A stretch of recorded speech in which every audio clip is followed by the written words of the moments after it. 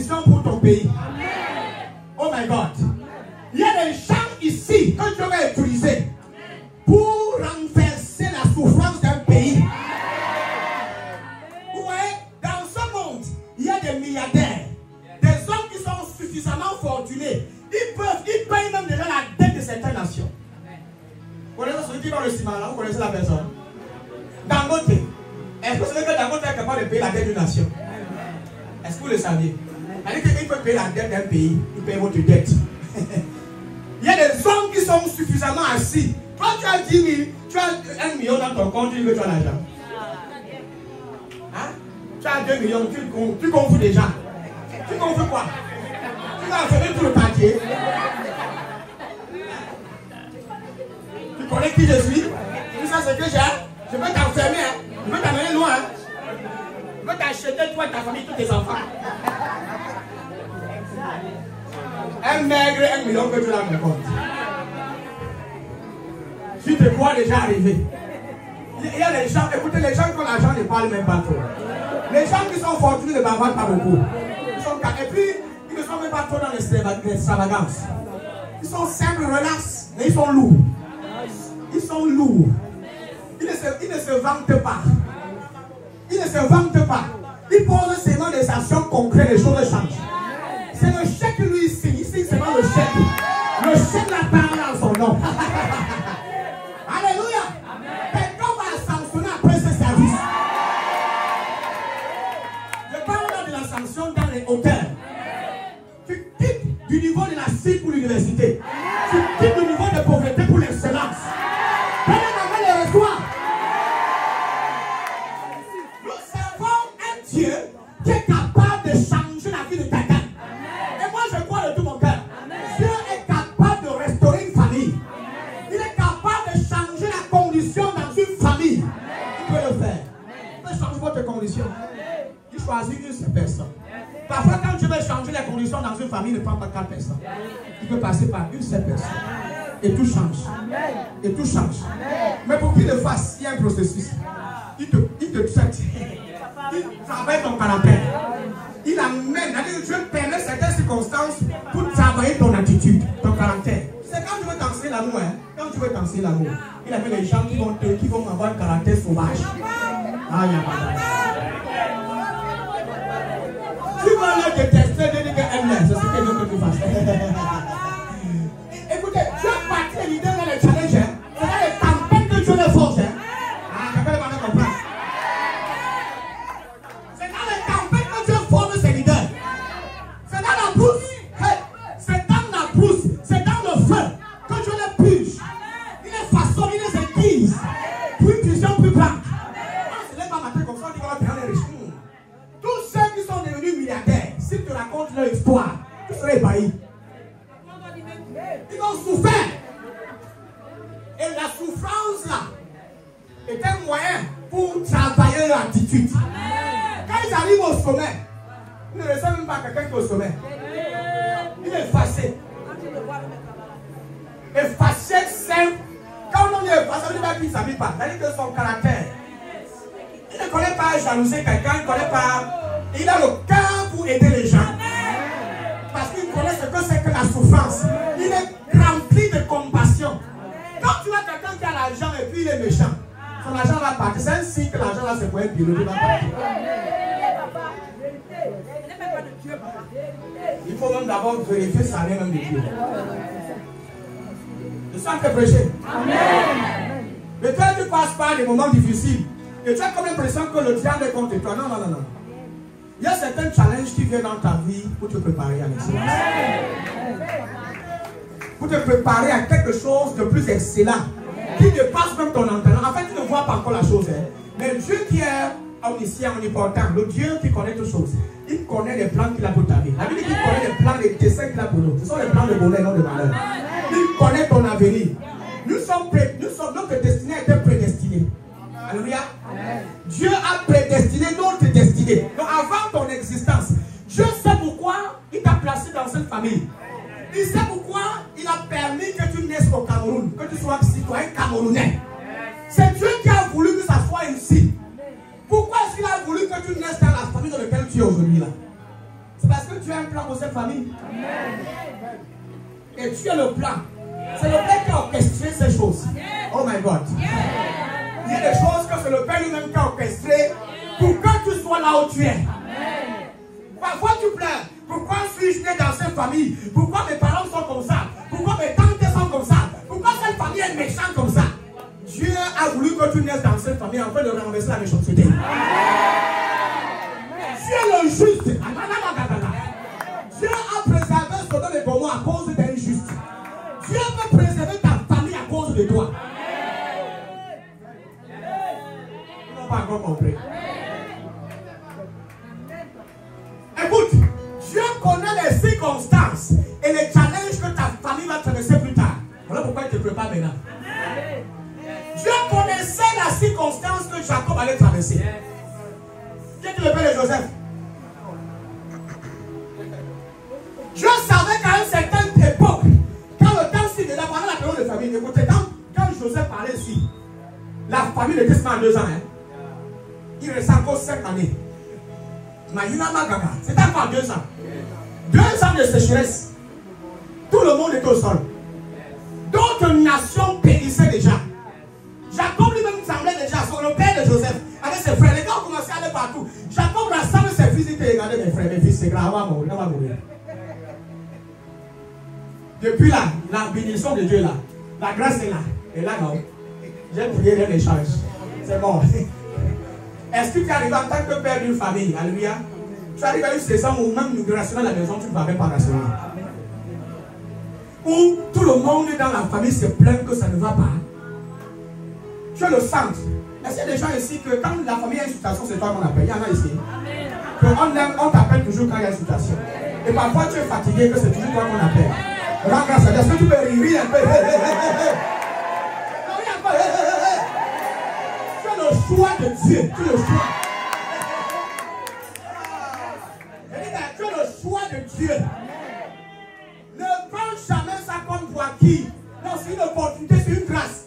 Quand les gens le regardent fixé sur toi et ils ont l'espoir, ils ont cet espoir que Dieu va t'utiliser pour les secourir. Rends grâce à Dieu. Amen. Commence à rendre grâce parce que les choses qui vont venir dans ta vie n'ont pas de dépasser. Amen. Je vous donne un secret. Plus les responsabilités augmentent, plus l'argent entre.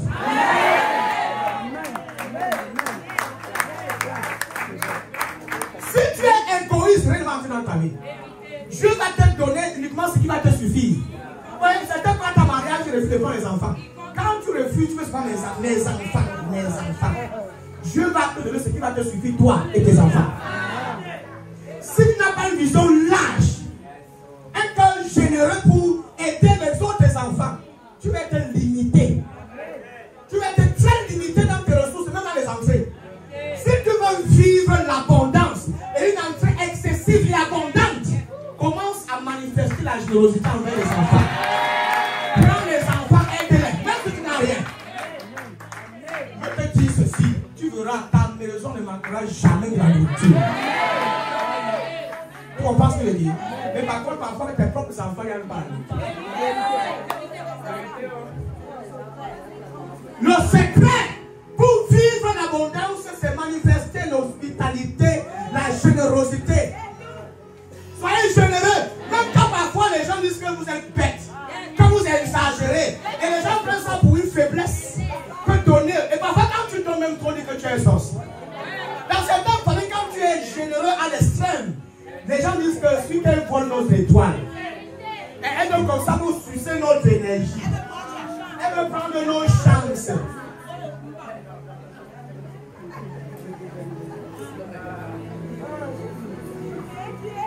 Le problème, c'est pas toi.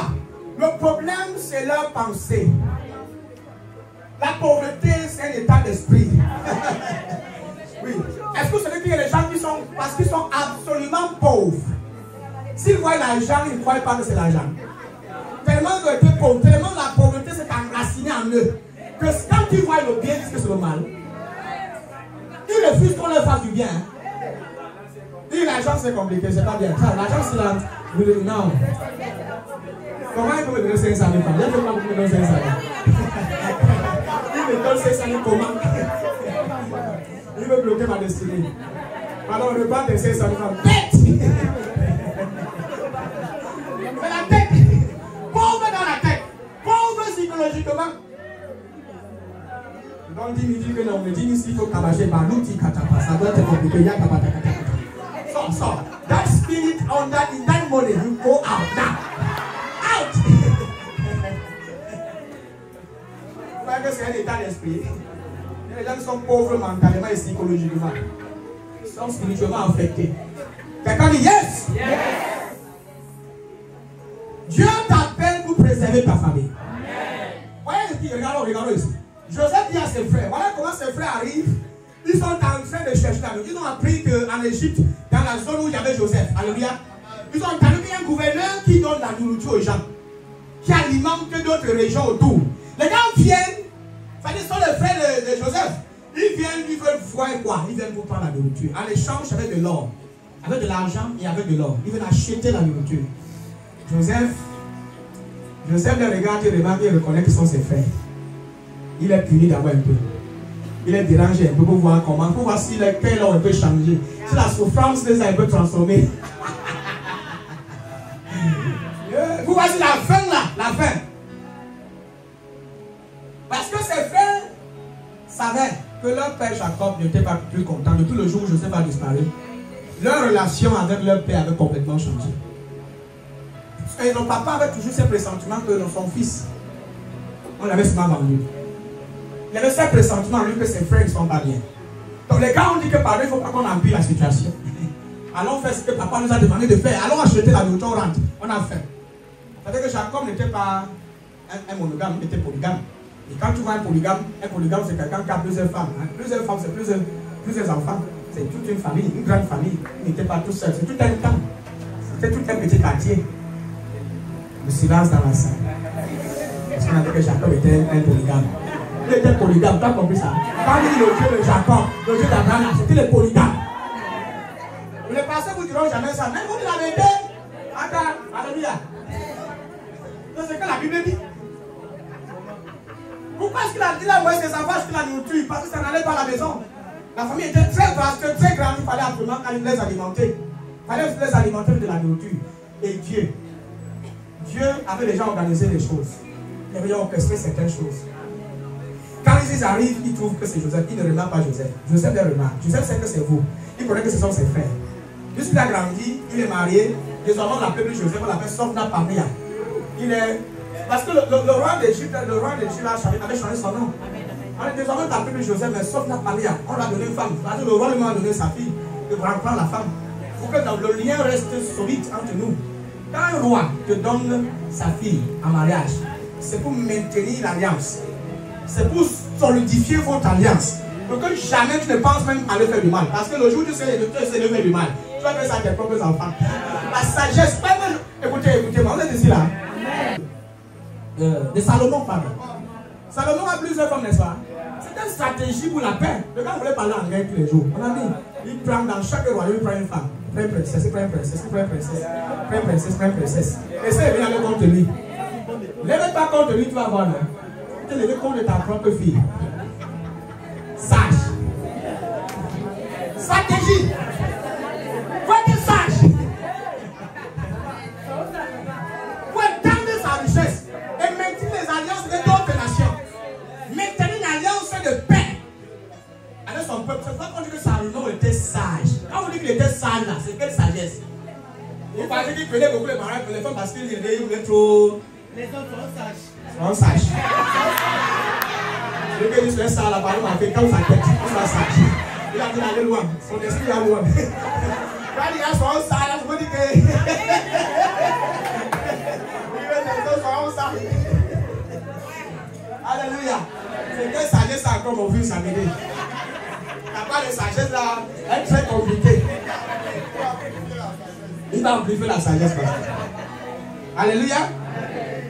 Alors, je veux parler plus loin parce que je n'ai pas assez de temps. La Bible dit que Joseph dit à ses frères, approchez-vous de moi, et ils s'approchèrent. Il dit, je suis Joseph, votre frère. C'est le jour où Joseph leur montre que je suis votre frère. C'est le jour là que Joseph s'expose. Parce que depuis, les gens ne connaissaient pas ce que Joseph. Joseph les avait bien menacés, il les a envoyés. Et il les renvoie. Bon, on va aller. Alléluia. Joseph dit à ses frères, approchez-vous de moi. Et il s'approchait. Il dit, je suis Joseph, votre frère, que vous avez rendu pour être mené en Égypte. Verset qui suit. Maintenant, ne vous affligez pas. Écoutez bien. Ne vous affligez pas et ne soyez pas fâchés de m'avoir vendu pour être conduit ici. Car, écoutez bien, car c'est pour vous sauver la vie. C'est pour vous sauver la vie que Dieu m'a envoyé devant vous. Amen. Voilà, les hommes spirituels ont compris la stratégie de Dieu. Il dit car c'est pour vous sauver la vie. Vous voyez, Dieu nous sauver de cette famille. Amen. Une seule personne. C'est pour vous sauver la vie que Dieu m'a envoyé devant vous. Verset qui suit. Voilà 2 ans que la famine. Voilà 2 ans que la famine est dans le pays. Voilà combien d'années? 2 ans.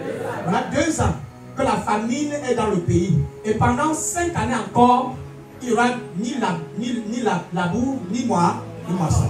Pendant 5 années, il y aura encore beaucoup de souffrance, beaucoup de famine. Le verset qui suit. Dieu m'a envoyé devant vous. Voyez le langage de Joseph. Dieu m'a envoyé devant vous pour vous faire subsister dans le pays. Pour vous faire subsister dans le pays. Et pour vous faire vivre par une grande délivrance. Il connaissait sa mission, il connaissait son mandat, son appel. Écoutez, hein, Dieu t'a appelé dans cette famille. Dieu t'a envoyé de Dieu au sein de ta propre famille. Quelqu'un n'est pas de comprendre. Et les gens qui se cachent derrière les frères, oh, on doit seulement m'aider. Mon ami, c'est toi qui veux aider la famille. Je suis venu bénir quelqu'un ici. Dieu va t'amener dans les auteurs afin que tu délivres ta famille de la pauvreté. Les gens ne vont venir même pas à la force. Parce que trop c'est trop. Tes frères souffrent, tes soeurs souffrent, tes tantes souffrent, personne n'est stable. Personne n'a 5 francs. Tu tombes là, tu meurs là, personne ne va venir te relever. Lui-même payer, aller à l'hôpital, ne serait-ce que payer le même reçu. Il n'y a personne. Et tu crois que ça va finir comme ça? Non. Dieu a un plan pour votre famille. Et son plan, c'est de susciter quelqu'un comme toi.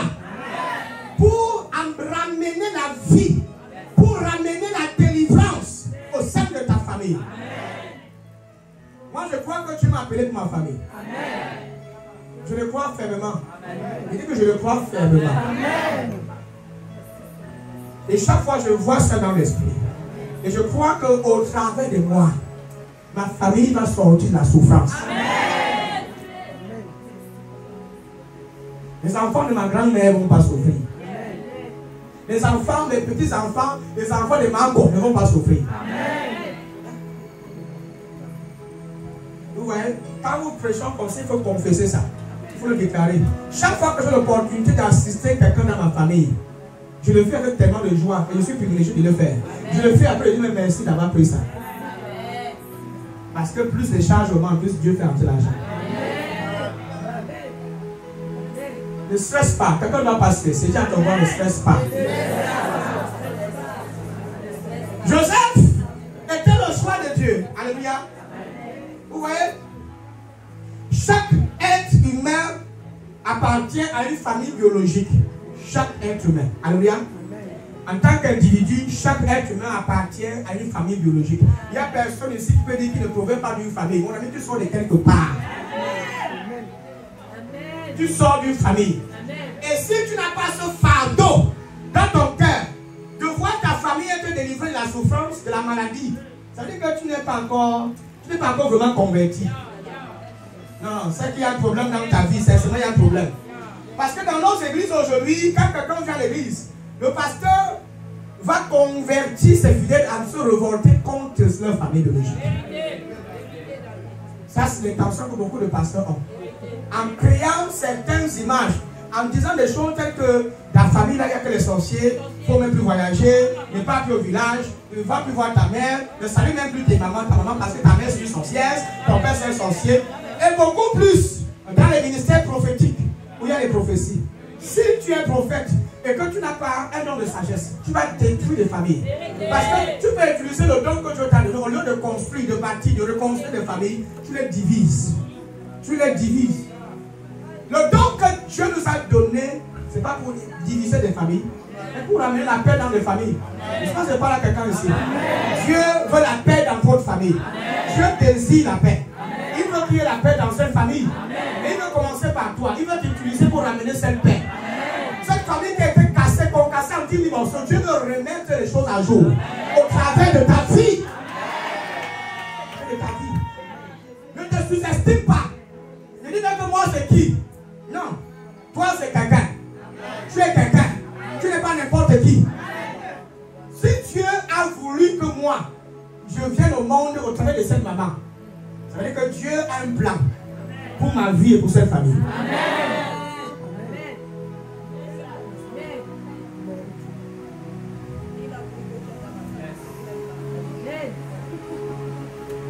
Et en tant qu'individu, vous avez la responsabilité avec votre famille.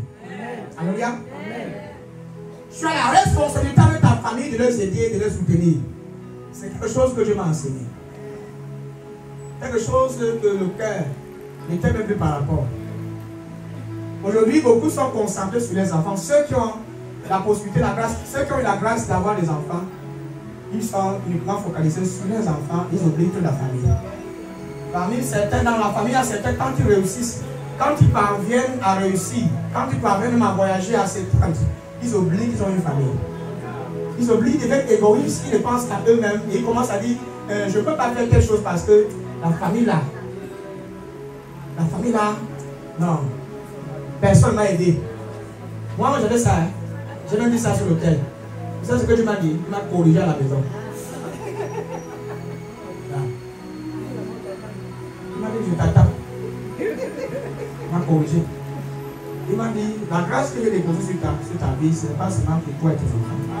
C'est pour toutes les générations. Pas seulement pour ta famille, mais plusieurs familles. Tu es un père pour des familles. Tu es un père pour des familles. Donc ne limite pas, il m'a dit, ne limite pas l'extension de ma grâce sur ta vie. Écoutez-moi bien. Dieu veut étendre sa grâce. Et on ne doit pas les limiter. Avec des idées fanfarons, des idées méchantes, malsaines, avec des pensées, ma mère avait dit, tout le monde avait dit, non. Même s'il y a des problèmes dans le passé, si tu es en train de faire quelque chose, on fait. Ce n'est pas parce que tu es mécontent du père de tes enfants. Ce n'est pas parce que tu es mécontent de la famille de ton feu mari. Ce n'est pas parce que tu es fâché de l'attitude qu'ils ont manifestée avec toi quand tu étais marié. Que maintenant que tu as grandi, tes enfants ont grandi, tu dois dire que tout le monde va aller mourir. Que cette famille va mourir. Enseigne à tes enfants de ne pas vivre dans la haine. Parce que nous avons la responsabilité de détruire la haine. Dieu nous a donné la responsabilité de détruire la haine. D'annuler la haine au sein de nos familles. Si tu es chrétien et que tu es partisan pour amplifier la haine au sein de ta famille, ça veut dire que tu n'as pas encore reçu le Saint-Esprit. Tu utilises le nom de Jésus en pleine réunion familiale. Quand il y a un sujet, quand tu amplifies le sujet, là, s'il y a une situation, tu vas amplifier la situation pour coller la tête de tout le monde au point même prendre la chrétien qui parle à l'arbre. Tu vas aller prendre la machette. Tu vas prendre la machette, la coupe radouce de la riche tata. Quelqu'un doit sauter ici.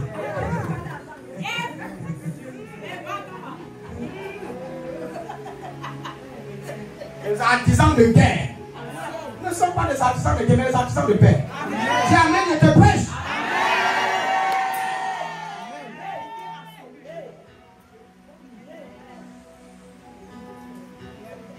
Ce n'est pas une erreur, ce n'est pas une erreur que tu sois mis dans cette famille. Est-ce que je me fais comprendre? Hello? Ce n'est pas une erreur que tu sois né au sein de cette famille. Ce n'est pas une erreur, tu sais pourquoi. Et tu as la responsabilité d'apporter le changement dans ta propre famille. En commençant, si tu n'as pas suffisamment de finances pour aider les autres, commence déjà par prêcher l'évangile. Commence déjà par leur présenter Christ. Commence déjà par aller vers eux et leur dire que Jésus est bon. Voilà ce que Jésus a fait pour moi. N'aie pas peur de parler de Jésus. C'est ta responsabilité en tant que chrétien et aussi en tant que membre de cette famille de les annoncer l'évangile qui t'a sauvé, qui t'a transformé. Prêche Jésus-Christ à tes frères. Même s'ils ne sont pas contents, même s'ils sont contre, continue de prêcher. Amen. Quand tu viens de l'arbre, ou bien tu sors du ciel. Tu es tombé du ciel. Tu as une famille, hein? Oh, papa, tu ne comprends pas. Chez moi, chez nous, là, c'est grave. On tue les gens en pleine journée. On ne tue pas tout le monde. Est-ce que tu dois comprendre? On ne tue pas tout le monde. On ne tue pas un juste, un fils de Dieu. C'est quasiment impossible. On ne peut pas te tuer. Par comment? Il n'y a aucun charlatan sur cette terre qui peut toucher ma vie. Il n'y a aucun sorcier qui peut toucher ma destinée. Le sorcier n'est pas encore né. Après, que si il t'impose les mains, tu vas chercher un marabout, il va fuir. Parce que l'énergie, l'onction que va déposer sur ta tête, quand lui va voir ça, il va demander à rencontrer ton pasteur pour qu'on le délivre de sa sorcellerie. Même si tu dis Amen, je suis dans ce que tu dis. C'est à quand tu as entendu les évidences. Quelqu'un par erreur, par soumission, par respect pour son mari. Une fille, elle est allée voir un marabout, le marabout dit qu'elle est déjà protégée. Vous partez au marabout, vous faites quoi? Elle a témoigné ce matin là. L'échographie montrait que l'enfant était mal placé dans son sein. Elle est là derrière. C'est comme là, non? L'enfant était mal placé dans son sein. Et il fallait absolument qu'on opère. Si on opère, c'est pas évident que la bouche normale. Quand on dit que l'enfant est mal positionné dans ton ventre là, hein? C'est l'opération qui suit. Hein? On te prépare déjà psychologiquement pour t'opérer parce que vous savez qu'on fait la science. Hein? Avant d'aller jusqu'au niveau où tu accouches, on te prépare psychologiquement. Si on voit qu'il y a une circonstance, si on voit qu'il y a un boulot, on commence, hein? On te prépare, on commence à te préparer. On commence à te préparer avec des paroles, hein? On te prépare. Avec des médicaments, on te prépare. Au moment où on t'opère. Amen? Amen. Mais par la grâce de Dieu, elle a accouché normalement. Quelques temps après, quand j'ai prié sur elle, elle est revenue à l'hôpital. On a refait l'échographie, l'enfant était bien blessé. C'est ce que le jour on a prié pour elle. On a appelé des gens pour la visite. On a derrière. Le jour où elle a vu accoucher, les fondations viennent m'appeler dans les ça va pas. On dit que la voie n'est pas ouverte. Prie pour que ça sorte.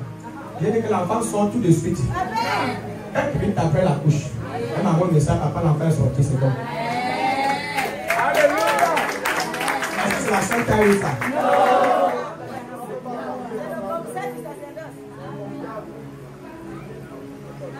Voilà pourquoi on devait continuer de prier que Dieu augmente ses grâces. Que Dieu augmente sa présence. Cette saison, toutes les femmes qui n'ont pas encore d'enfants, Dieu va vous donner des enfants. Et je prie devant Dieu chaque jour pendant cette période. Que Dieu donne des enfants à ceux-là qui en ont besoin. Tu vas partir, c'est gratuit. C'est gratuit. Je suis devant le tous les jours.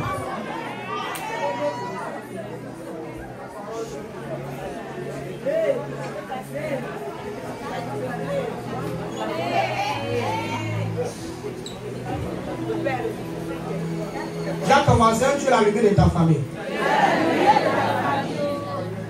Alléluia. Je veux parler à quelqu'un ce matin. Décide de réussir. Choisis de réussir. Alléluia. Pour relever certains défis au sein de ta famille. Si tu es dans une famille où personne n'a construit, personne ne s'est marié, personne n'a vu l'étranger, tu dois relever ce défi-là. Le décret là doit être complètement cassé. Tu dois annuler ça. Tu vas dire enough is enough. Quelqu'un doit briser ce lien. Si personne ne s'est marié, tu dois te marier. Écoute-moi bien. Ne t'identifie pas, toi. Ne t'identifie pas à la malédiction qui règne au sein de ta famille. Ton cas est différent. Tu n'es pas comme les autres. Parce que Dieu t'a destiné au sein de cette famille. Il t'a mis à part. Il t'a consacré. Il t'a béni pour que tu viennes casser tout ce qui n'était pas de lui dans ta famille. Écoutez, pour que Dieu relève, brise certaines choses de ta famille, il doit d'abord te garder de ta famille. Il faut me dire quelque chose. Je parle à quelqu'un. Je veux parler. Il y aura un temps où tu seras séparé. Tu sera rejeté. Pendant cette période où on t'a mis à l'état, c'est là où Dieu te parle, Dieu te façonne, il te travaille. Quand tu reviens en force. Tu reviens étant prêt, étant chargé. Quand tu reviens, on va mettre le wax pour que tu passes que bien de nous. On va dérouler le tapis rouge. Parce que tu ne reviens pas comme tu es parti. Tu reviens étant prêt, étant chargé. Quand tu rejettes, ne pleure pas. Sauf déjà le caillou, prends le caillou, la construis ta vie avec. Ne te lamente pas. Il y a un temps pour toutes choses. Quand les gens ne te comprennent pas, ne force pas, ne les oblige pas. Laisse-les te les comprendre. Laisse-les comme ça. Ne te plains pas. Quand Dieu va te bénir, ne venge pas ce qu'ils t'ont fait. Joseph n'a pas vengé. Joseph ne s'est pas vengé. La Bible dit à Dieu appartient la vengeance, à Dieu appartient la rétribution. Et ne priez pas, ne demandez pas la bénédiction de Dieu pour vous vanter. Non. Pas pour impressionner ta famille et montrer qu'il n'y a que moi. Non.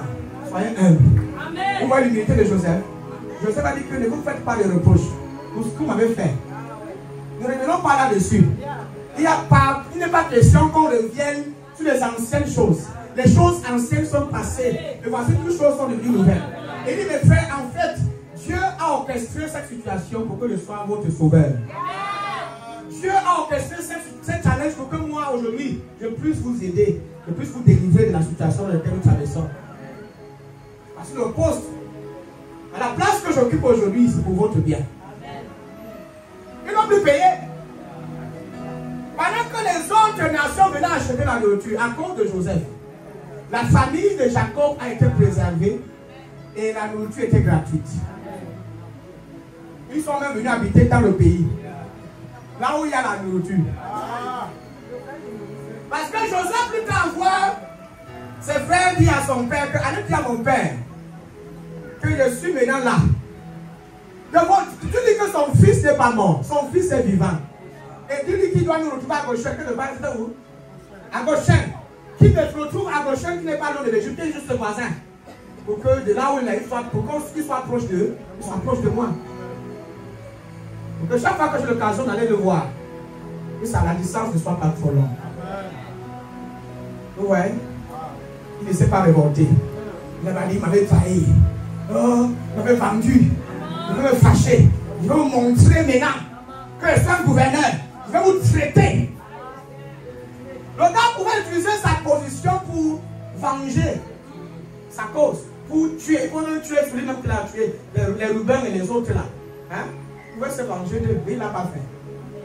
Il ne l'a pas fait. Je peux parler à quelqu'un ici. Quand Dieu va te lever, n'utilise pas ton innovation pour déstabiliser ta famille, pour ridiculiser ta famille, pour mépriser ta famille.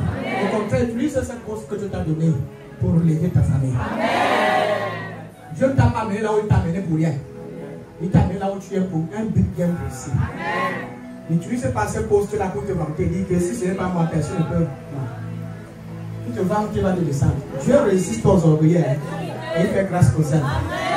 À partir d'aujourd'hui, écoutez-moi bien, à partir de ce service, à partir de ce matin, après le service, rendez visite à vos membres de famille. Avant la fin de cette année, allez leur rendre visite. Déplacez-vous, allez leur rendre visite. Et si Dieu vous fait grâce d'avoir un petit quelque chose, rendez les visites en leur apportant quelque chose. Transmettez quelque chose à cette famille. Maintenant, ceux qui attendent seulement qu'on leur rende des visites et qu'on leur donne là, pardon, changer cette mentalité. N'attendez rien des personnes. Vous êtes appelés avec une responsabilité. Quelqu'un n'est pas fait comprendre. Il dit, Dieu t'a appelé avec une responsabilité de changer ta famille. Voilà l'appel de Joseph. C'était ça son appel. Il avait une responsabilité. Hein? Et il savait.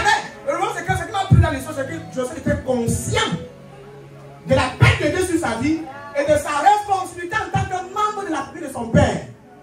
Il a dit, je ne peux pas utiliser ma position pour mépriser mes parents. Non. Et ne revenons pas sur les choses passées. Quelqu'un doit oublier ce qu'on a fait dans le passé. Oublie ça. Oublie ça.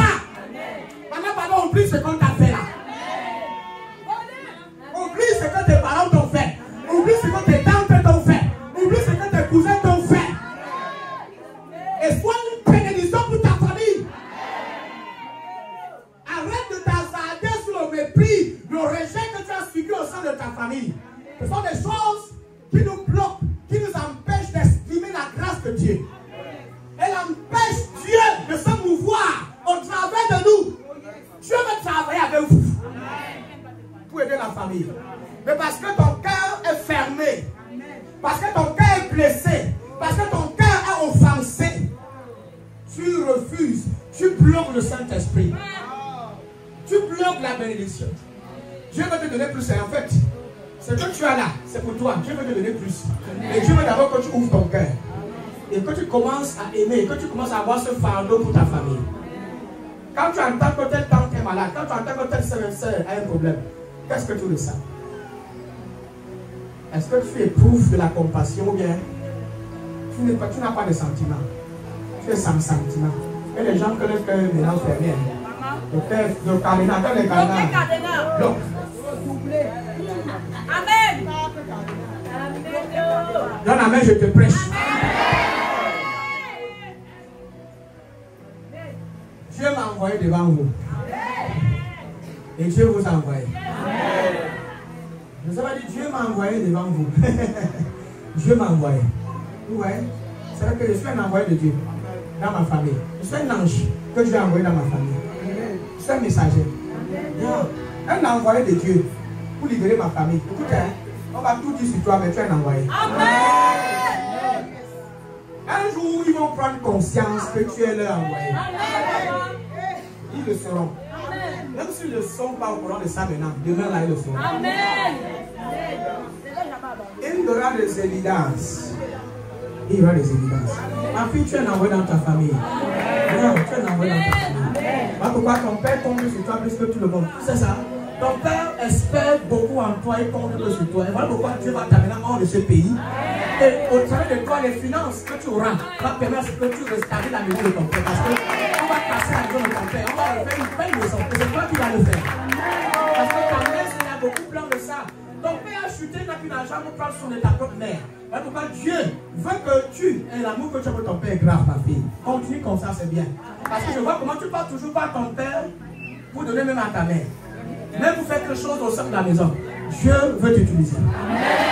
Quand je prêche, je ne parle pas dans l'air, je m'adresse aux personnes. Je ne vous porte du doigt. Je vous dis que les choses extraordinaires vont se passer après ce service. Mon fils, tu vas payer les dettes de ton père. Tu vas payer tous les dettes de tes parents. Dieu me dit qu'il va t'amener dans une atmosphère de stabilité. C'est-à-dire que l'année qui vient aussi, tu seras très stable financièrement. Et tu vas te marier. Et tu dis, mon fils, sort du désordre et aide-toi pur. Et serre-moi parce qu'il va t'amener très loin.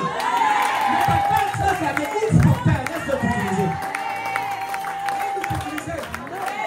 Parce que, regarde, tu regardes tes frères, tu penses que tes frères ont l'argent. Aucun membre de ta famille n'aura l'argent que tu auras.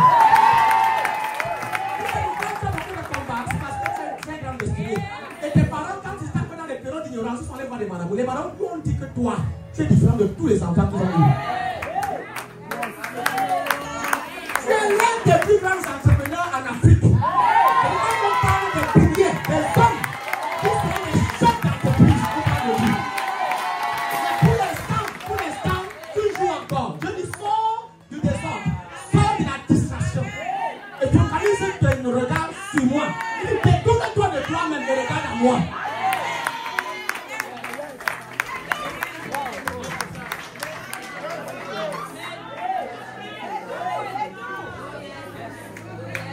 Il y a des jeunes ici qui vont construire des maisons à leurs parents. Je parle à quelqu'un ici. Il y a des jeunes ici qui vont construire des maisons. Tu vas acheter une véhicule à ta mère. Tu vas acheter une véhicule à tes parents. Tu vas construire des maisons. Au nom de Jésus-Christ. Alléluia. Je parle à quelqu'un, ça c'est vous. Tu ne peux pas être là et tes parents ne savent pas où dormir. Ils tombent en plein air, ils n'ont rien chez eux, même la nourriture, tes changer. Pendant que tu es là, quelqu'un après ce salut doit envoyer quelque chose à ses parents. Oui. Même si c'est ça, il envoie ta mère. Envoie. Dis maman, c'est pour que tu manges. Et sois heureuse parce que tu as un enfant. Mais aussi longtemps que sous la maman, tu vas souffrir. Dis ça à ta femme. Et aussi longtemps que sous là, tu ne peux pas souffrir.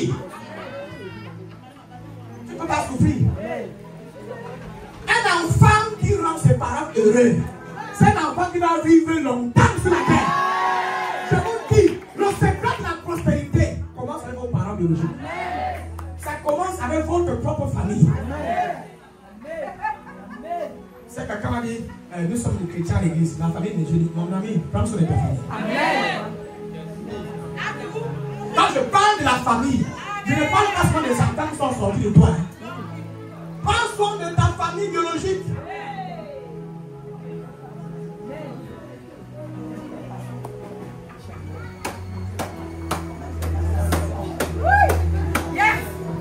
Seigneur, merci. Ma mère est sorcière, il a fui. Tu fuis pas ta mère. Si ta mère est sorcière, toi aussi tu es sorcière. Qu'est-ce qui se passe? Ma grand-mère est sorcière. Ta lignée, c'est la lignée des sorcières. Toi, tu es sorcière. Qu'est-ce qui se passe? Dans ton sang.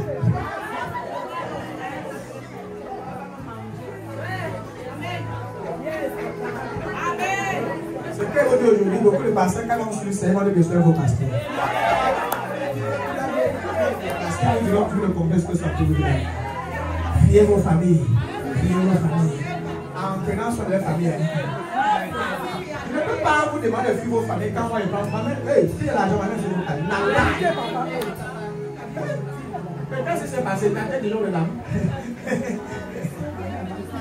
Écoutez, si tu ne prends pas soin de ma mère, tu vas faire. Si au moins il y a une tête qui a moins 5 francs, et si je ne fais pas le geste, ce qu'il va faire, attends que je viens faire. Je le fais en attendant que Dieu relève les autres frères et sœurs. Pour qu'on le fasse ensemble, en attendant, je le fais. Je vais toujours le faire. Si ma soeur souffre, je vais aider ma soeur. Si elle a besoin de moi, je suis là. Elle sait qu'elle peut compter sur moi, elle sait ça bien. Si j'ai les moyens de faire à mon niveau. La famille c'est l'homme. Si tu as ta famille, après le tout, tu vas embrasser ta soeur. C'est là comme ça. C'est le sang, c'est le sang. Je sais que quelqu'un va dire que prêche la famille chrétienne. Et la famille chrétienne, amen. Je ne vais pas dire non. Les prénoms, ce sont de votre famille biologique. C'est important. S'il y a une réunion, va à la réunion familiale. Va à la réunion. Va à la réunion familiale.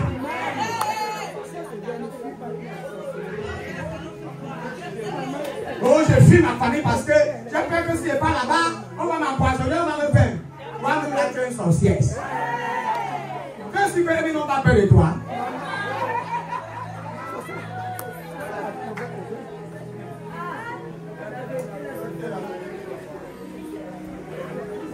Genèse 12:2. Je ferai de toi une grande nation, je te bénirai. Je rendrai ton nom grand et tu seras une source de bénédiction. Je vais parler à quelqu'un, ça c'est ta parole. Amen. Ça c'est une parole adressée à Abraham. Je ferai de toi une grande nation. Amen.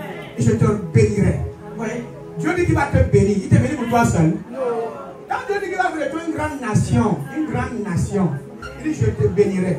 Je rendrai ton nom grand et tu seras une source de bénédiction. Comment on appelle la source? Il faut définir le mot source. Une source qui ne peut pas tarir. C'est-à-dire c'est l'origine. La base, la fondation, une source.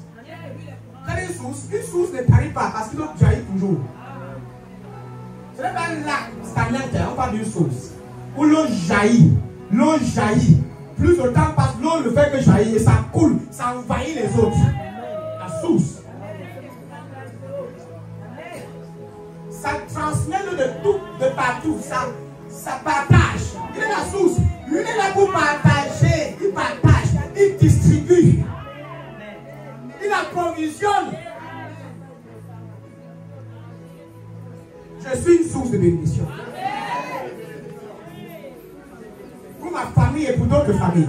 Source de bénédiction. Est-ce que quelqu'un peut confesser ça? Je suis sous de bénédiction.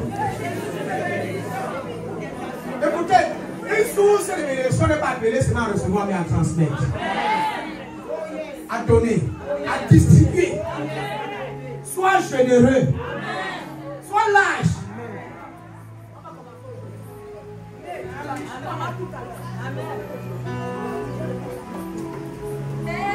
Il y a certains de ceux, ça fait des années que tu as mis à payer tes parents. Tu es centré que sur ta vie. Même visiter nous. Même visiter, tu ne visites personne. Mais depuis que tu es concentré sur ta vie, alors qu'est-ce qui a changé? Tu vis comme quelqu'un qui n'a pas de famille. Tu as l'impression que tu es orphelin.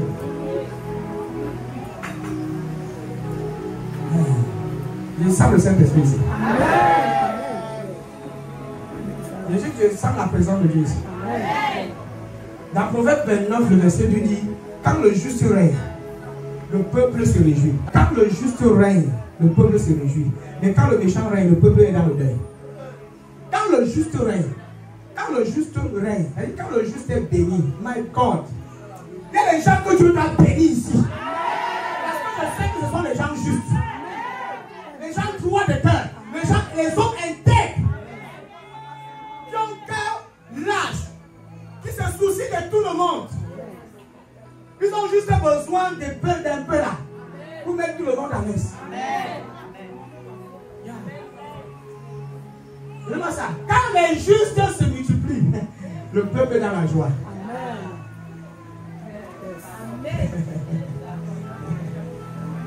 C'est pourquoi notre pays souffre. Il n'y a pas encore les justes.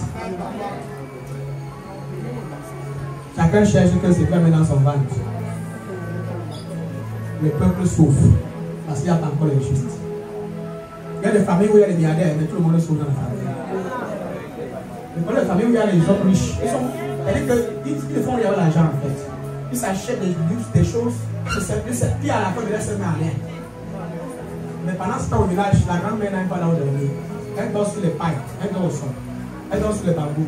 Lui, en ville, il a, comme le médicament, il n'y a pas. Quand le médicament, il n'y en a pas, même ta mère n'a pas l'argent pour le médicament. Pardon, écoutez mon message. Ça, c'est une parole prophétique pour quelqu'un. Tu dois changer cette façon de faire les choses. Yeah. Tu ne peux pas dire que tu es injuste et tout le monde souffre quand tu as l'argent. Tu as l'argent, les gens souffrent. Les gens ne se réjouissent pas. Écoute, si ton argent ne réjouit pas ton argent là va mourir avec le temps. Ça va s'user, ça va périr. Quand la dernière fois tu avais visité ton père avec un jeune fils, quand la dernière fois, où tu as acheté un bon pour le vin et tu n'as pas tant ça, tu l'as la dernière fois. Tu fais ça comme ça. Tu sais que quand tu le fais, tu es bien. Quand tes parents sont faits de toi, personne ne peut te le dire la personne. Regardez, arrêtez de toujours juger vos parents. Oh, ma mère est montée. Oh, depuis que mon père est parti, ma mère est montée. Ma mère est descendue. Ma mère. Toujours en train de vous plaindre. Ma mère. Quand elle va partir, les yeux là vont se rouiller. Elle dit se rouiller là. Tu vas pleurer, non? C'est les femmes de fait ce qu'on appelle l'exégèse. Les yeux vont se rouiller. Elle dit comment? Ce qui rouille le fer, c'est l'eau, non? Tellement tu vas pleurer que les yeux là vont devenir la rouille va parler. Je ne sais pas comment c'est. La rouille. Et après tu vas faire kuna avec l'hypocrisie. Ma mère, tu vas aller sur son crâne et que maman vient m'aider. Oh, maman, c'était mon tour. Parce qu'elle parle avec la réunion. C'est ça ma fille. Elle fait son deuil. Ta mère est là, elle souffre. Et tu attends, c'est quelqu'un d'autre qui aide ta mère. Toi, tu fais quoi? Tu te plains que les autres ne font pas. Toi, tu fais quoi?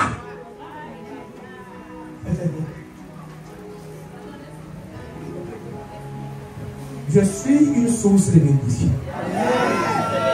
Et Dieu m'établit dans ma famille comme injuste. Et parce que Dieu m'établit comme injuste au sein de ma famille va se réjouir. Parce que je suis là. Et je ne peux pas être là, ma famille souffre. Ma mère n'a que ne pas manger. Parce que je suis suis là, personne ne souffre dans ma famille. Quelqu'un doit confesser ses paroles. Je ne peux pas te lever que le monde, les gens souffrent. Comment? Je vous ai dit tout à l'heure que Sodome et Gomorrhe, pour un temps, Dieu a préservé la famille de Lot à cause de Lot. Parce que Joseph, et aussi, quand Dieu parle à Abraham, Abraham dit que s'il y a un juste à Sodome, tu vas faire comment? Dieu ne fait que réduire. S'il y a 2 justes, s'il y a 3 justes, quand il y a un juste, Dieu est prêt à tout pour préserver ta famille. Amen. Et sois juste là. Amen. Et quand Dieu va regarder ta vie, il va dire qu'à cause de vous, à cause de toi, à cause de Carlos, il veut préserver sa mère. À cause de Carlos, il veut préserver ses soeurs. À cause de cet enfant, je vais donner ses frères riches. À cause de cet enfant. Écoute, il y a des justes qui même plus tard quand tu pars. À cause de ce qu'ils ont fait avec Dieu, Dieu bénit leur descendance. Est-ce que vous savez ça? Écoutez, les enfants d'Abraham ont juste bénéficié de la grâce d'Abraham. Ils ont joui de ses grâces parce qu'il était un homme juste. Jusqu'à aujourd'hui, nous sommes les enfants d'Abraham. Nous continuons de bénéficier de la grâce d'un juste.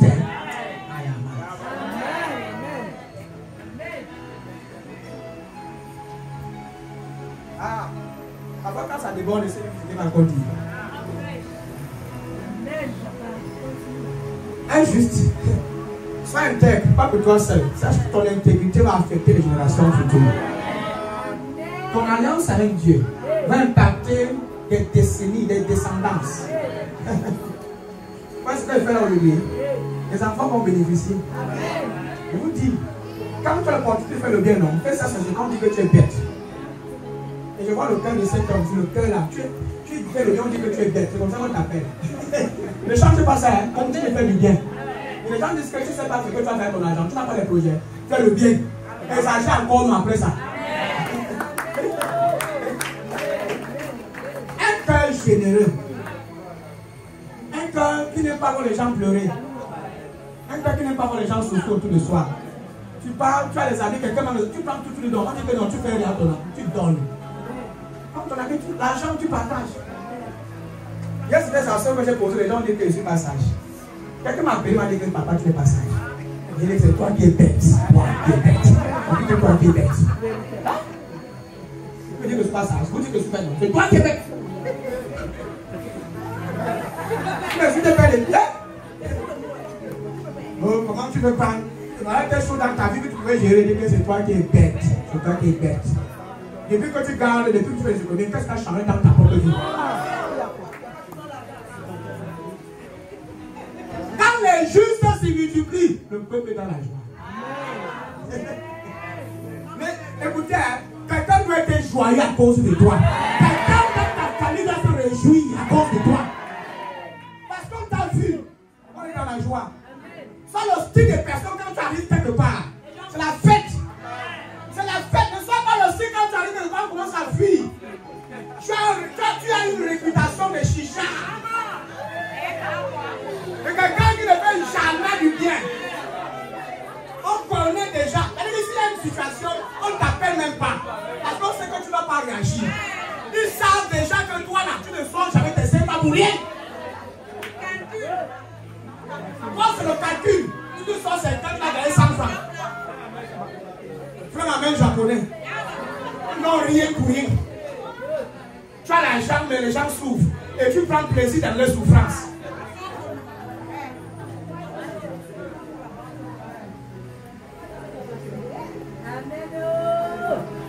Il y a certaines personnes dans des familles qui ont de l'argent, ils peuvent t'inviter dans un restaurant, ils te font manger même 50 000.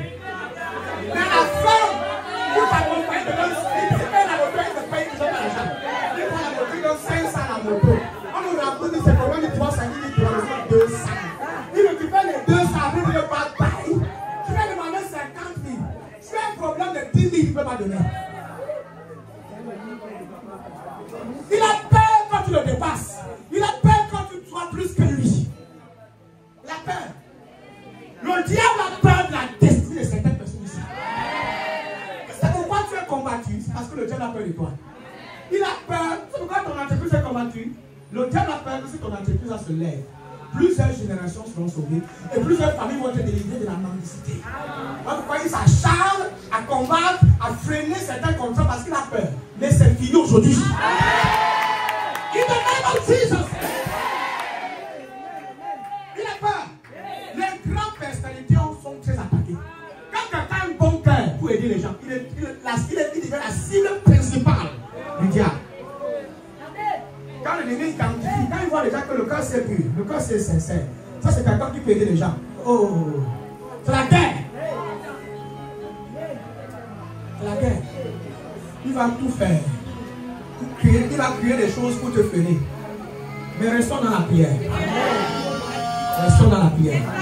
Il y a des gens ici que je sais que si l'argent est entre leurs mains, on sera même plus ici depuis. Il y a des femmes ici qu'on a aidées. Moi là, le diable a peur de moi. Hein. Il m'a bête, je suis bête. Parce que bête pour le Seigneur. Si je tombe, il m'en fout du reste.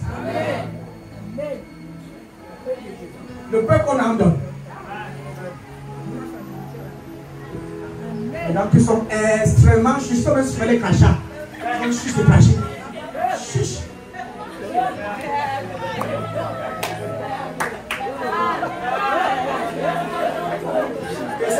Ici là, la thèse va bénéficier de crachats.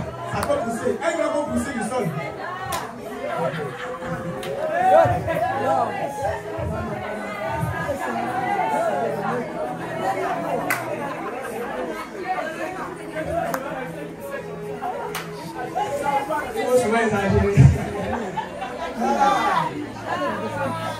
Non, encore les gens qui sont chiches. Réfléchis jusqu'à faire la tête comme ça là. 100 francs là, les 100 francs les 100 francs pouvaient m'aider. Il y a les hommes ici. Si tu es un homme, ne sois pas chiche. Un homme chiche n'avance pas dans ses activités.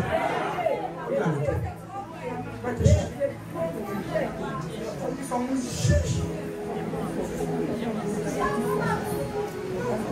Chiche pour ma fille.